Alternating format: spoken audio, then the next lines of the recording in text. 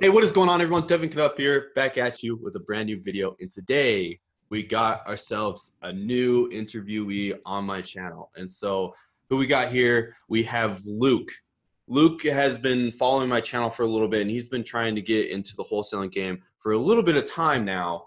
And he finally closed his first deal at the end of 2018. So, in a second, I'm going to have Luke break down step by step exactly like what he did, how he was able to do this deal, how he was able to kind of overcome the kind of like all this information out there and was able to close a deal. And so what's awesome and crazy and amazing about this deal is that he only did one side of the transaction, put in a super minimal amount of time into doing the deal, and he was able to make a pretty decent amount of money for the amount of time that he was able to put into the deal. And so we're going to be breaking it all down. There's going to be a lot of gold nuggets inside of here. And so make sure you stay till the end so that way you get every single piece of advice that we put out there for you guys inside of this video. So there's going to be a lot to learn.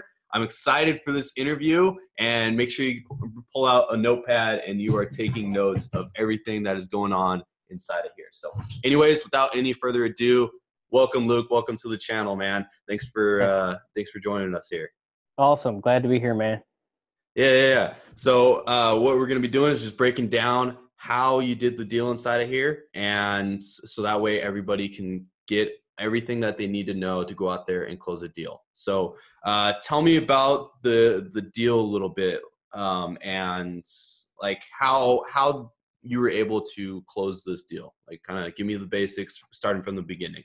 Okay. I actually met my partner, the guy who actually landed the contract, on Facebook. We're just back and forth messaging. Told him a little bit about my background, history, and how I've been struggling a little bit.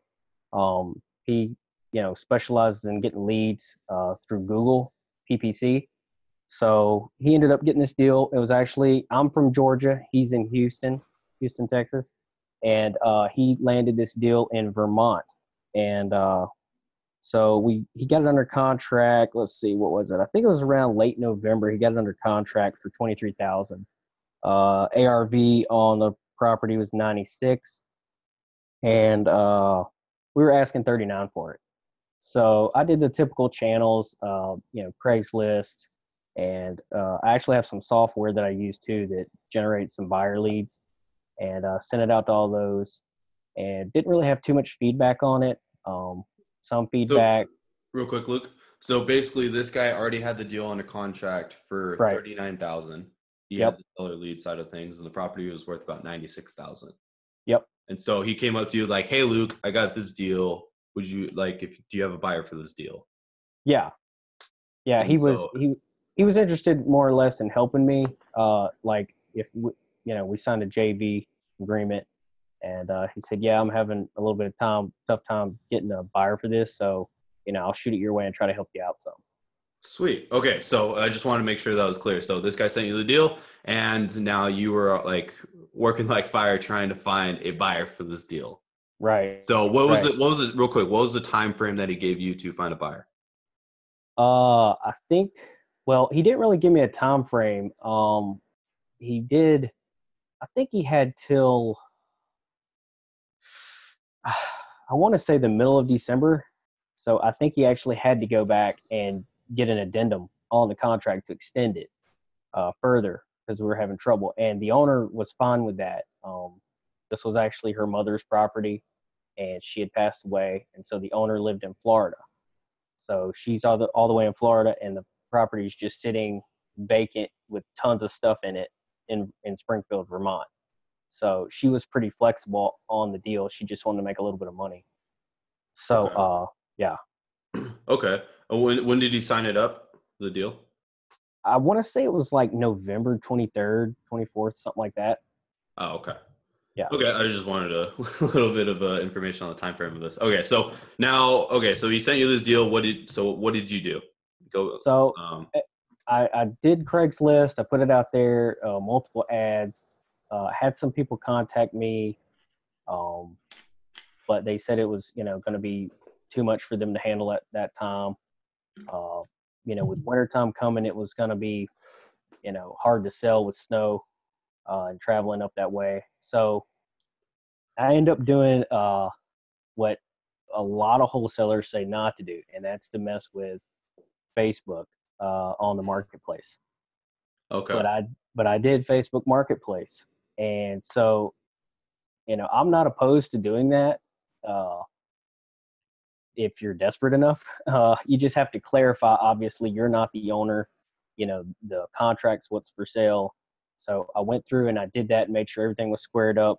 Ends up, I got. I think I had one person walk through the property and said it was too much for them. And then on December 1st, I had a guy come to me and say, "Yeah, I'd like to go see it." And the property is unlocked. It was vacant. So I said, "Yeah, sure, go ahead." He comes back and says, it's going to be a little bit too much work probably for me. I think it's only worth about 24,000.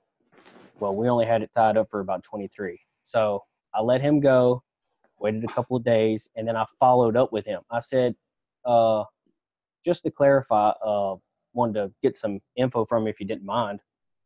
Um, you mentioned 24. Is it just price, or is it the work, or what exactly is the issue? And he said, you know what, I'm going to be by there again. He was flipping another property in the area. He said, I'm going to go by there again and look it over some more. And so that follow-up led to later in the day him offering 30 grand. So me and my partner and him had a three-way call, and we locked it up for 30,000. So it was this $7,000 split. Nice, man. Nice.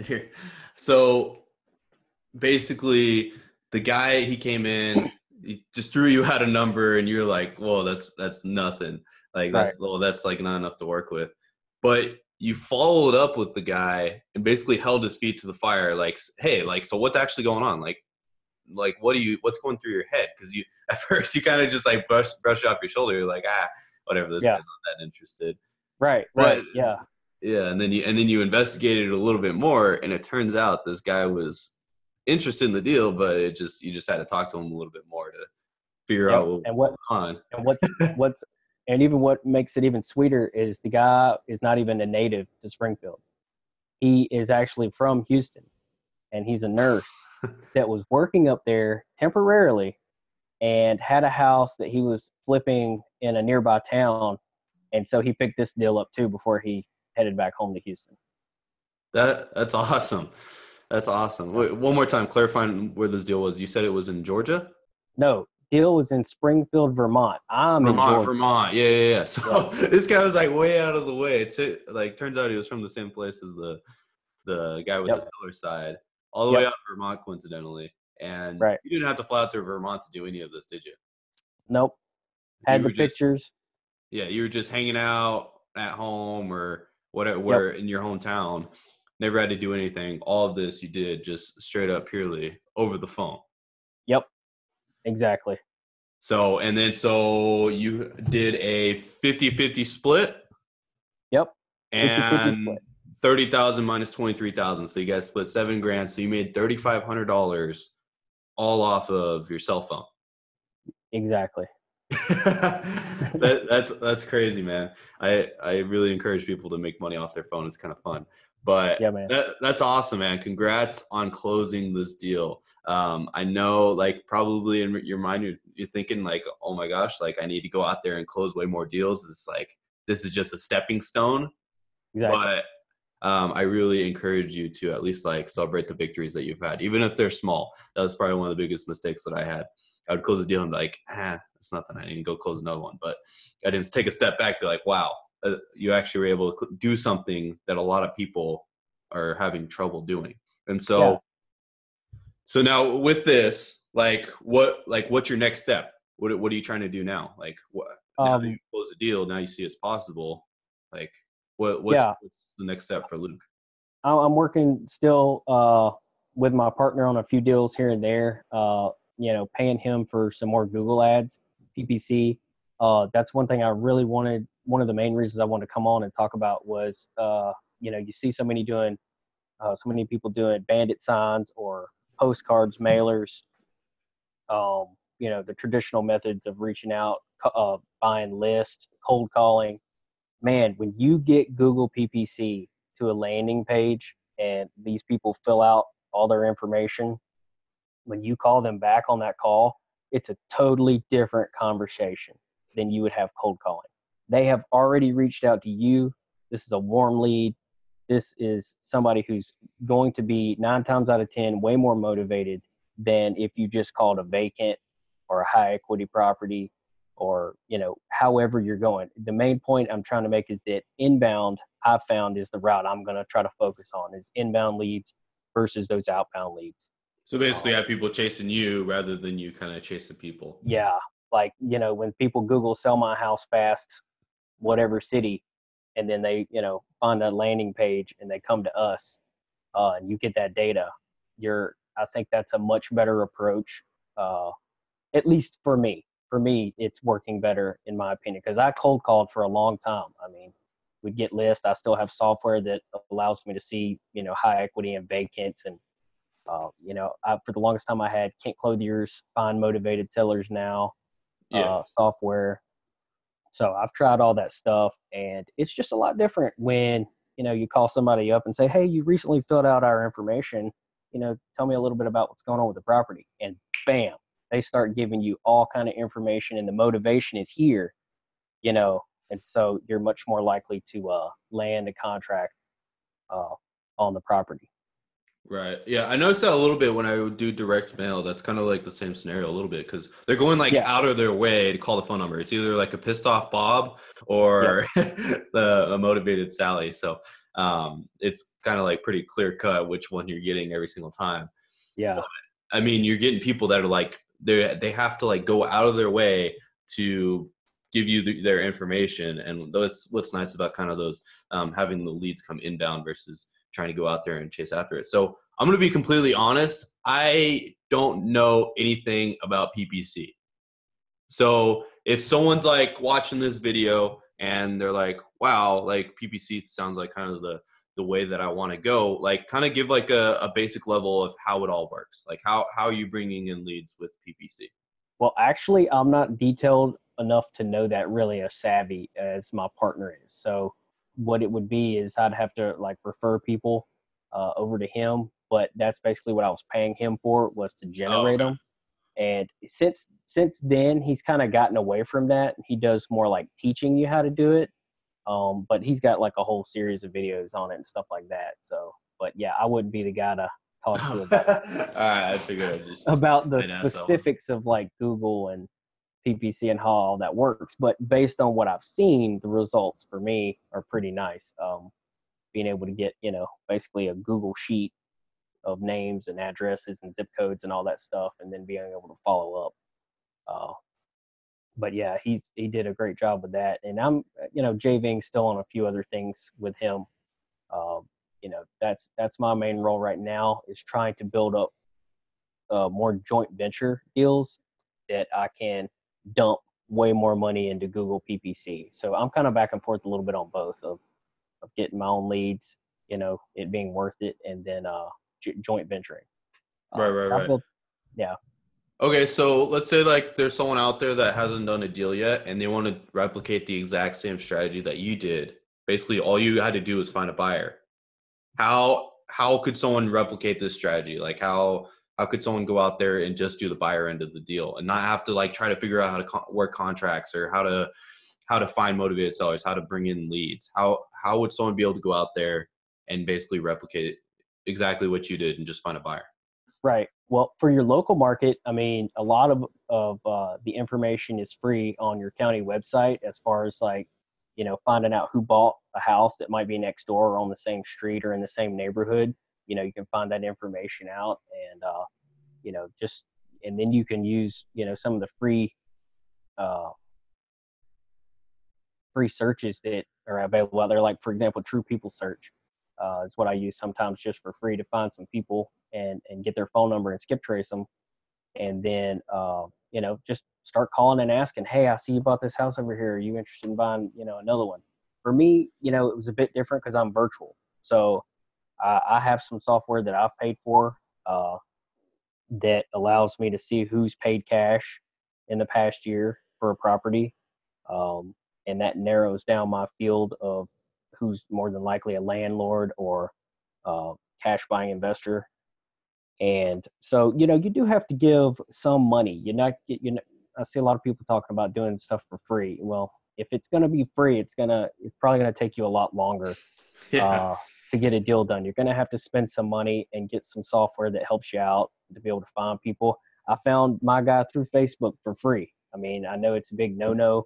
You don't necessarily put stuff on Facebook Marketplace, but I think the wording there is key for people to understand what exactly your role is in the deal. And you have a risk there too. You have a risk of the seller, going online and actually seeing their property for sale. So, in a way, I took a risk on that. I wouldn't necessarily recommend it. But I knew she was in Florida. So she's not going to be looking on Facebook Marketplace for Springfield, Vermont, even Right. if she was looking for something. So you have to really know, all these things in the back of your mind. But most wholesalers, I would say, for your local market, become valuable. Most people talk about going to a local RIA. We don't have a RIA here. In fact, the only RIA that's in our market, in our states, up in Atlanta, that I know of. So that wasn't an option for me. But in some places, that's an option. You go to a local RIA, talk to some people, call up your realtors. My wife's a realtor. So you can, call a realtor in town, ask if they have some cash buying investors. You've got a property under contract, and I would say the biggest thing is, like you said, focus on bringing half the deal. Too many wholesalers that are new are pushing really hard to do the whole deal, and they don't really realize how much work it is from start to finish. There's hardly any talk that I've seen where on YouTube or anywhere else that talks about how much communication is needed between you and the title company. That's vitally important that you have a good title company or a good closing attorney. I see that a lot in my local market, guys tying up properties, and I ask them, hey, I see you got this property over here. What's your closing attorney? Oh, I think I was going to use so-and-so. I said, well, nope, you can't use them. I've already talked to them. They're not going to close that deal. Uh, it's a really big deal, actually, where I am with the lawyers and attorneys. Man, they cannot stand wholesalers. They will not do assignments. Because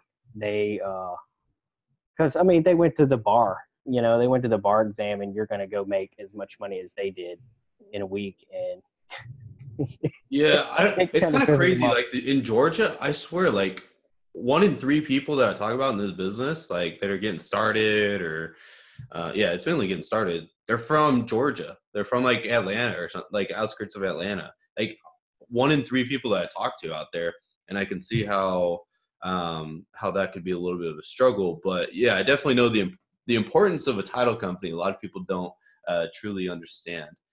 And Yeah, Atlanta's on fire. In fact, when I first started out, I built up a pretty, well, I won't say sizable, but I built up a cash buyers list there because I knew that's where a place to get deals was. But I ended up not landing anything there.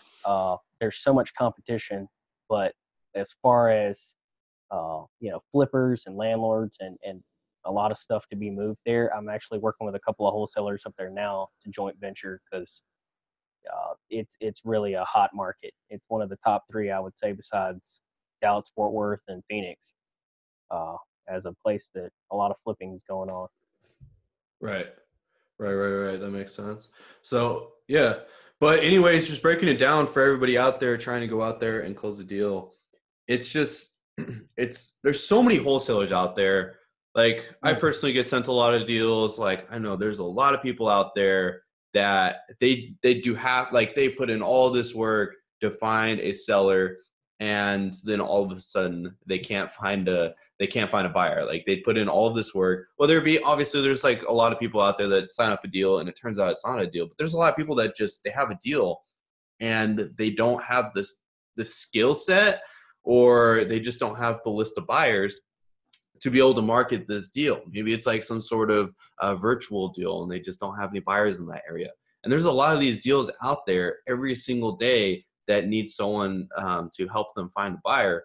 And so that's what the luxury of working on just the buyer side of the business is because you can build the relationship with focusing on just building up this buyers list. If you're talking to buyers every single day, you're going to be able to have the relationship of knowing who wants these deals and being able to be like, oh, I don't have a buyer for this deal, but since this is in a new market, I know if I put it right here on Craigslist, if I put it on the marketplace, or if I just shoot it out to a couple of realtors out there, they may be able to find me a buyer.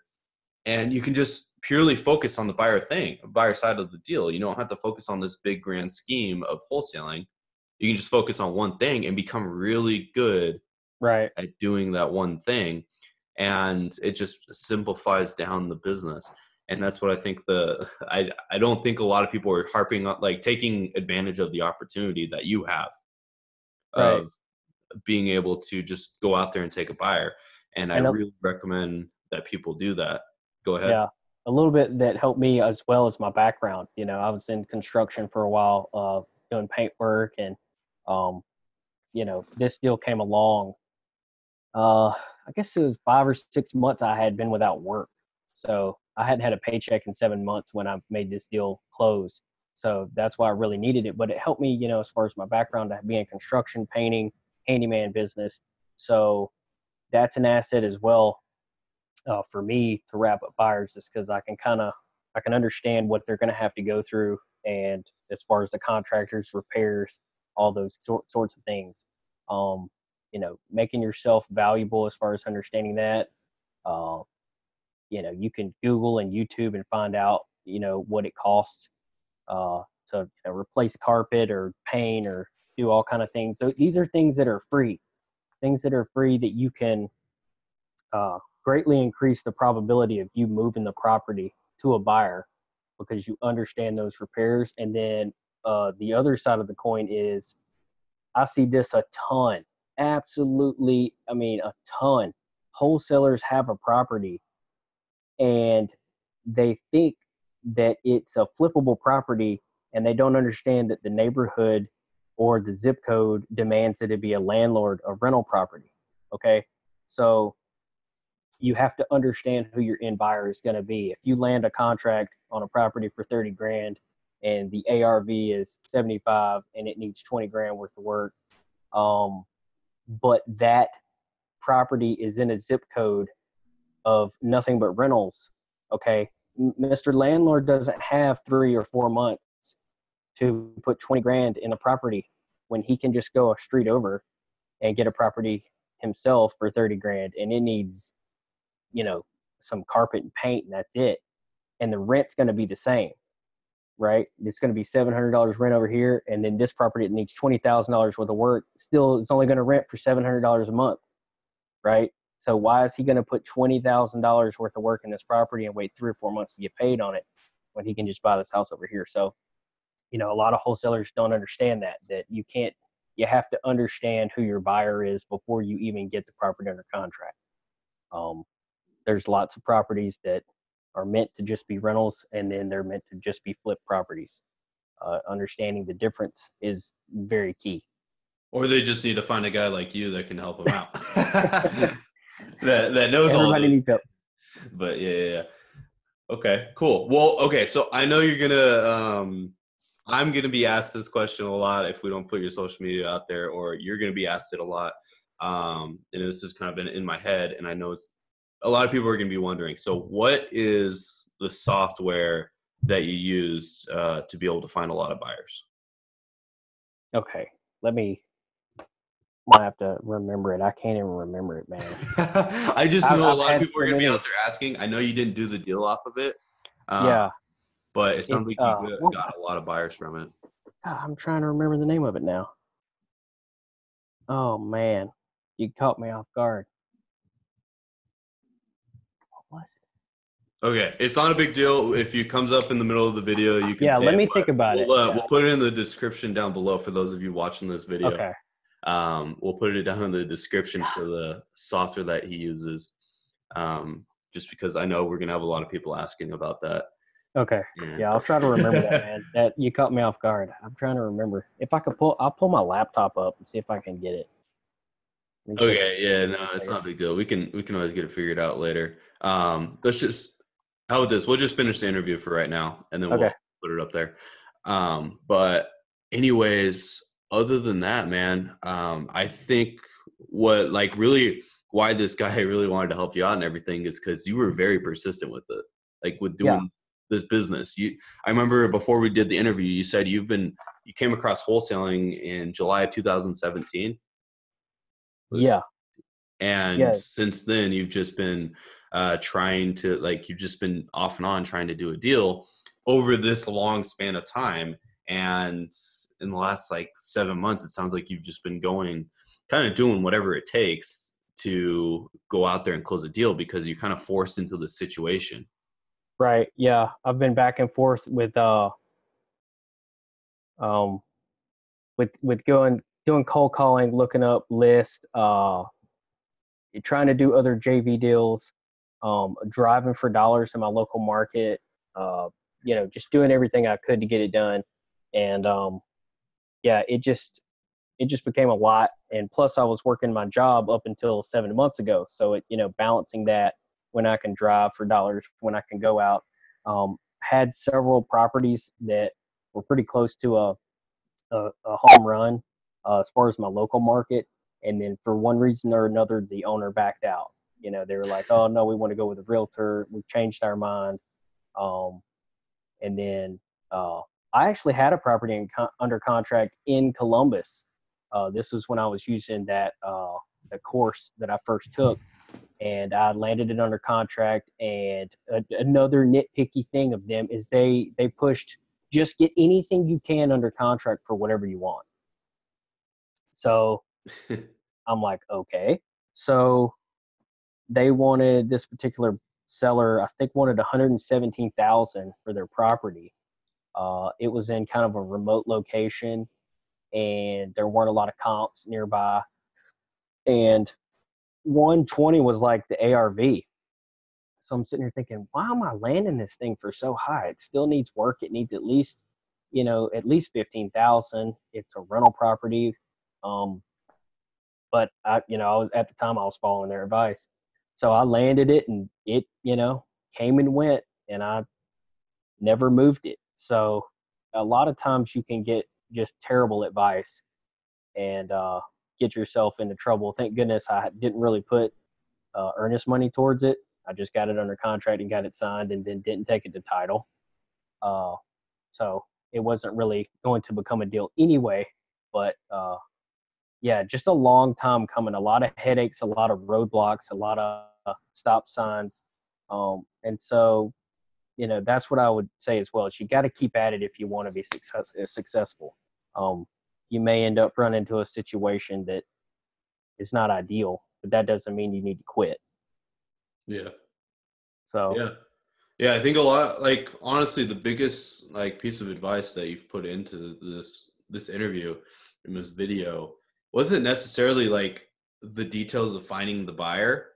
Like all that stuff, like you can find the answer, like that all of it's online. But right, what most people do is they get into this business, they work for a week, run into some sort of issue like you did, where like they sign up a deal, it doesn't work out, and then they call quits. That's it. yeah, Like that's and what people don't realize is if you just stay persistent with this and consistent and play it over the long term, just be like, I yeah, don't care how much I'm making right now. Maybe, yeah, you need to have some sort of like huge motivating factor. Like I got to pay the bills, I got to pay rent, whatever it may yeah, be. Yeah, that's a huge motivating factor, and do whatever you can to do a deal as soon as you can. But if you play it over the long term and realize like, hey, over 5 years, I'm no matter what, I'm still doing this business. I know that's kind of a long term for a lot of people to think about, but if you consistently, maybe even just putting in 30 minutes every day, just watching one of my videos, watching a Max Maxwell video, a Wholesale Millions, or Googling some sort of answer on Bigger Pockets, whatever it may be. There's a lot of different information sources out there. If you just keep at it consistently over the long run, you're going to do a yeah, deal. yeah, You're going to go out there and close a deal. It doesn't matter how long it takes.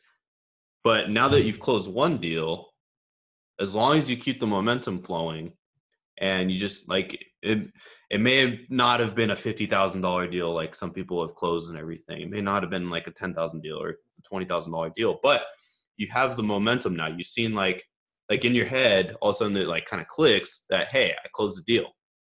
yep, Like maybe now my wife can stop calling me crazy because now I've actually made some sort of money from it. I'm just totally messing with you. yeah, yeah, I've been in that situation where family's just like, what are you doing, man? Like, you haven't made any money. And then, but as long as you just keep going at it, and then you close a deal, and then you're just like, wow, this actually works. And you just keep doing it, keep moving forward. And then you will be closing those $40,000 deals. Right. You just Right. you have to give yourself the opportunity to be able to close the deals.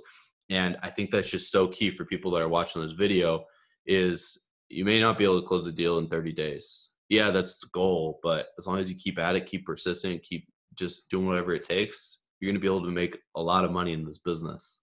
You're at least going to get a start. And then with that start, you can just keep feeding off the momentum and closing more and more deals. And Yeah, I think that's definitely just so.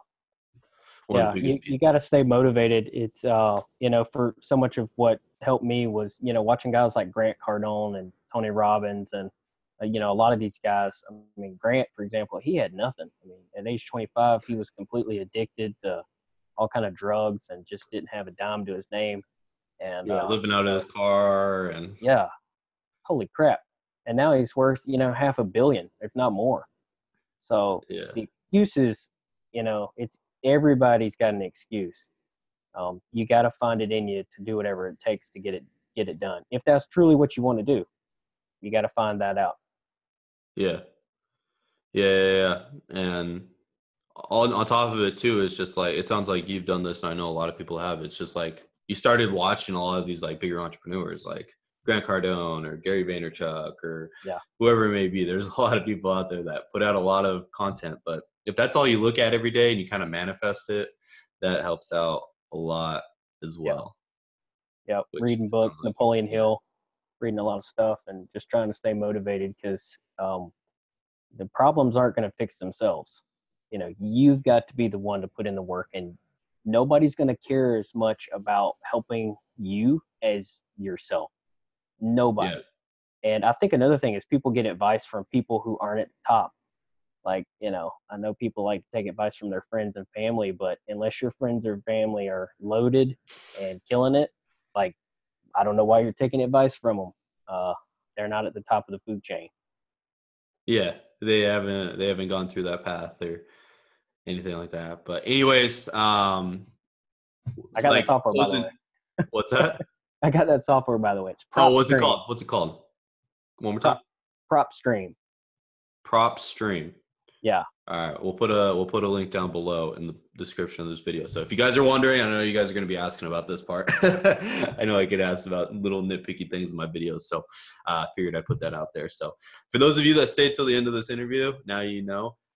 But anyways, kind of closing this out, Luke, what is one piece of advice that you would give someone that hasn't closed a deal yet and is either like thinking about giving up or they haven't seen the results and they're doing whatever, like they just want to close the deal, but they haven't yet?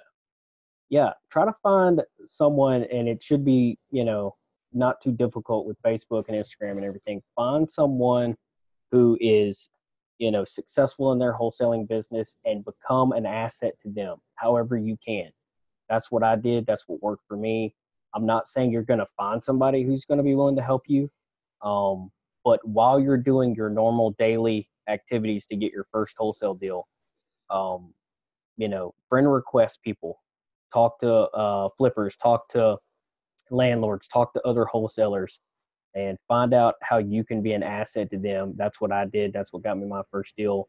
That's probably what's going to get me my next deal, is becoming a valuable piece of the puzzle. Because if you find someone who's, willing to help you out, it can go much further than just the one deal that you can close together. I love it, man. I love it.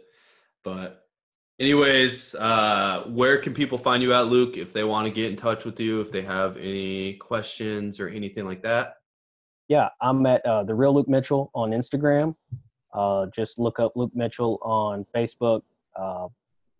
And then I have a YouTube channel, but I haven't really done anything much with it. So I'll be trying to grow that here soon. Okay, sweet. So everybody that's wanting to hit him up or anything or check him out or follow him, we'll put down in the resources down below in the description. You guys can click on the links down there and get in touch with Luke, or at least kind of follow him on his journey.